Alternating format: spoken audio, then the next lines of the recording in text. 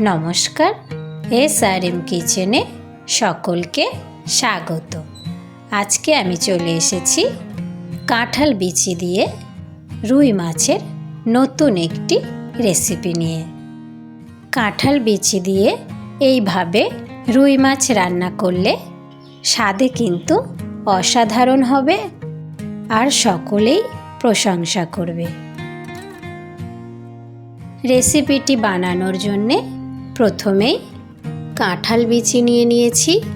কাঁঠাল বিচিগুলো দুকুচি করে নিয়ে খোসা ছাড়িয়ে নিয়েছি, সাথে আলু কেটে নিয়েছি। রেসিপিটির জন্যে একটি মশলা বানিয়ে নেব। আদা কুচি, রসুন কোয়া, সাথে দুটি কাঁচা লঙ্কা। লাল দেখে কাঁচা লঙ্কা নিলাম যাতে কালারটা একটু লাল আসে। আর নিয়েছি দুটি রুই মাছের টুকরো। লবণ আর হলুদ গুঁড়ো দিয়ে ভালো করে মাখিয়ে নেব।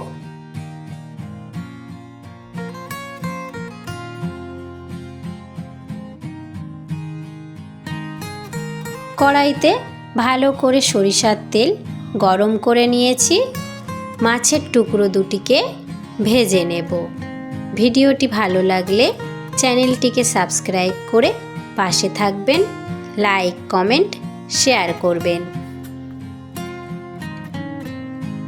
এই রকম লালচে করে ভেজে নিয়েছি।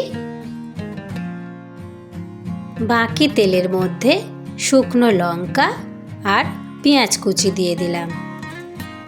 একটু ভাজা ভাজা করে নেব। বেটে রাখা মশলাটিকে দিয়ে দেব। একসঙ্গে মিশিয়ে নেব। এই জল জল মশলার মধ্যেই গুঁড়ো মশলা দিয়ে দেব। কাশ্মীরি লঙ্কার গুঁড়ো আর জিরে গুঁড়ো। একসঙ্গে ধিমে আঁচে মশলাটিকে ভালো করে কষে নেব যতক্ষণ না পর্যন্ত মশলা দিয়ে এই রকম তেল ছাড়তে শুরু করছে। খুব ভালো করে মশলাটিকে কষে নিয়েছি। মশলার উপরে ভেসে থাকা গরম তেলের মধ্যেই সামান্য একটু হলুদ গুঁড়ো ছড়িয়ে দিলাম।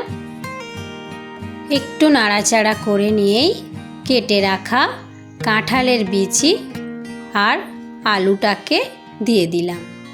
একসঙ্গে খুব ভালোভাবে কষে নেব।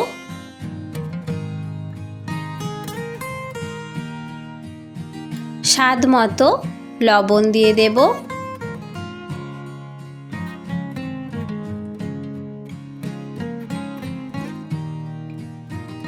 একসঙ্গে খুব ভালোভাবে কষে নিয়েছি। পরিমাণ মতো উষ্ণ গরম জল দিয়ে দেব।